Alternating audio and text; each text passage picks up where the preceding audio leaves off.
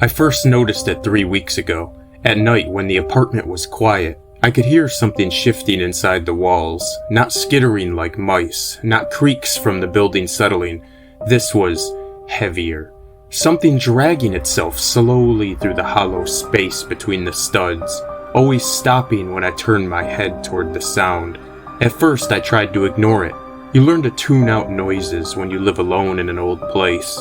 But then I started catching glimpses and shapes that didn't make sense.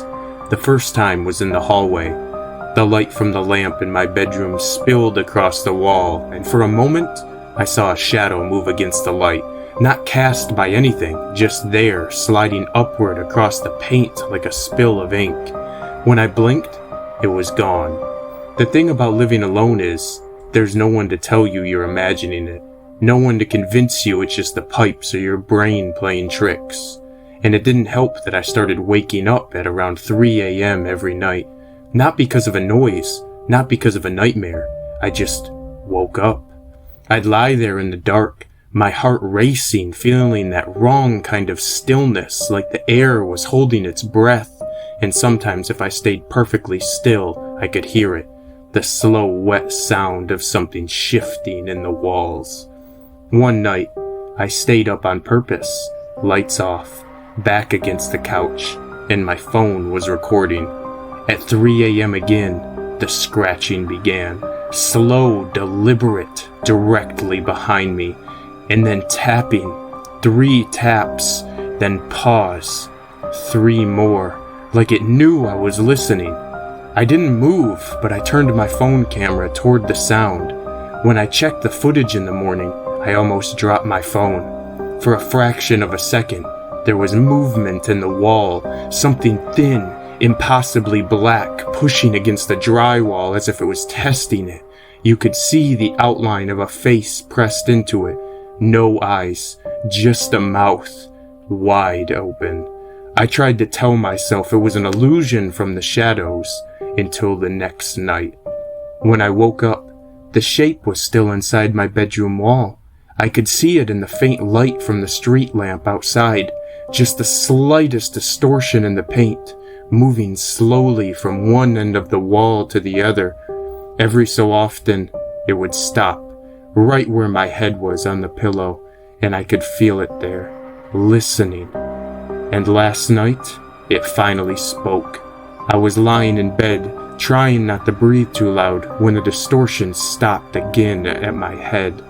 There was a long pause, then a voice so quiet it sounded like it came from inside my skull. "There's more room in here than you think."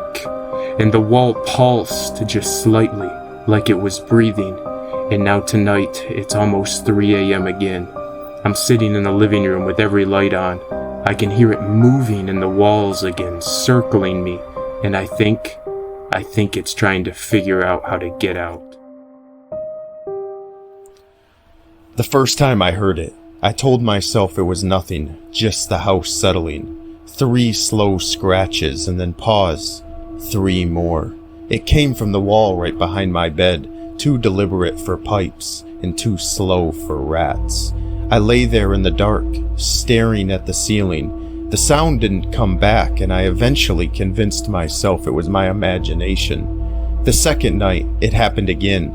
Same sound, same wall. I pressed my ear to the plaster.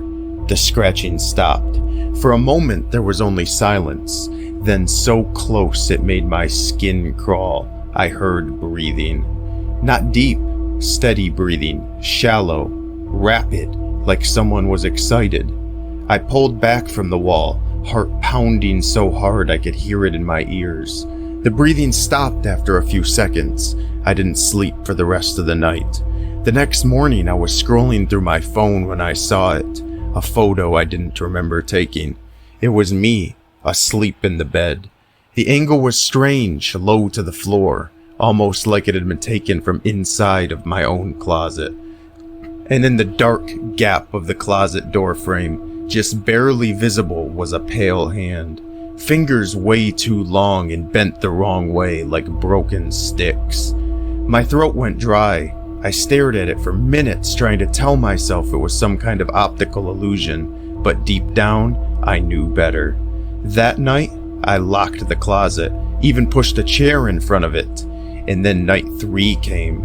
It was after 3 a.m. I woke up to the same sound again, but this time, it wasn't coming from the wall. It was coming from under my bed. 3 slow scratches and silence. Then so close I could feel the vibration through my mattress. A whisper came. Don't look yet. I want the first time you see me to be the last thing you ever see. I froze, and then my body refused to move. When I finally forced myself to get up, I swung my legs over the side of my bed. The carpet was warm, and then the next day, I didn't go near the bedroom. I left for work early and came home late. When I walked in, the chair I'd left in front of the closet was gone. The lock was broken. I didn't check inside. I just slept on the couch. The next day, on night 5, I woke up in the dark. No sound, but I felt like someone was standing nearby watching. My phone buzzed. A text from an unknown number.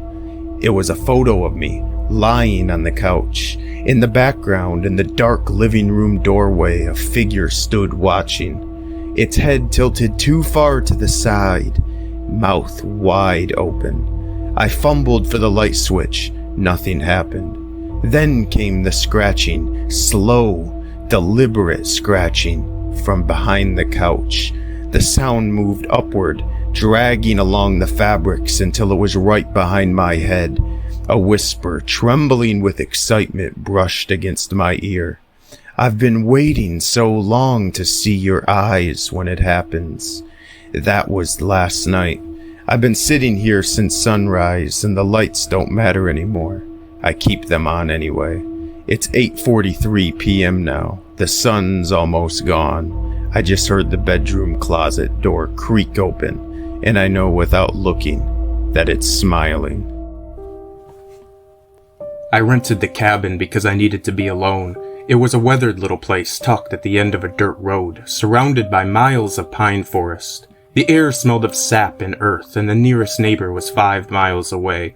No traffic, no cell signal, just me, a wood stove, and a stack of books.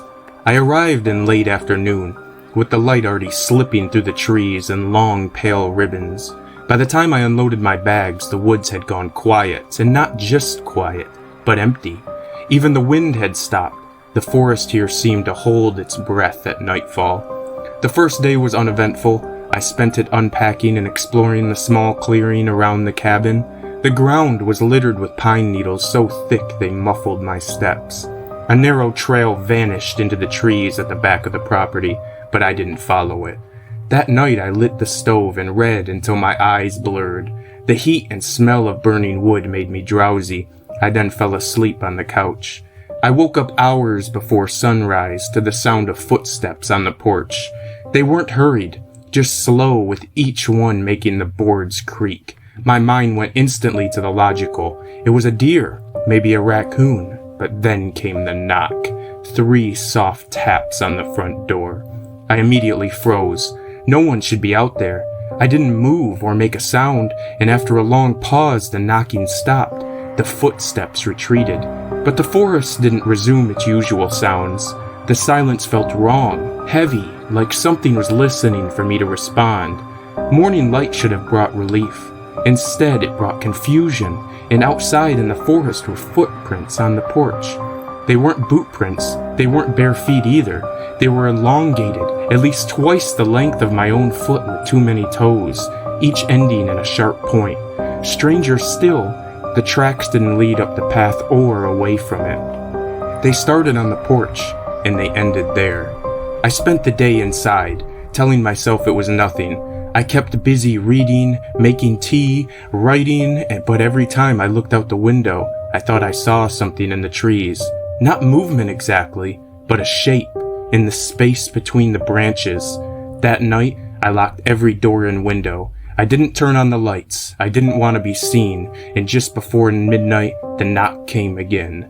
This time, it was at the side of the cabin, then the back, then impossibly from inside the walls, like something was moving in the hollow spaces, dragging itself along the beams and pressing against the boards.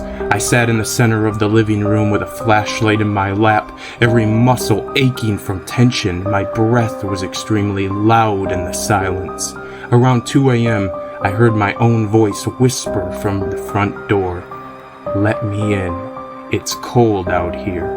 The words were identical to something I'd said earlier in the day when I stepped onto the porch. I didn't answer. The voice changed, then deeper, wetter, and it laughed. A low bubbling sound that crawled into my spine, then the sound of breathing. Not human breathing. The walls seemed to inhale and exhale, the wood groaning as though the cabin itself had lungs. I didn't sleep. I sat there until morning, watching the shadows shift with the rising sun.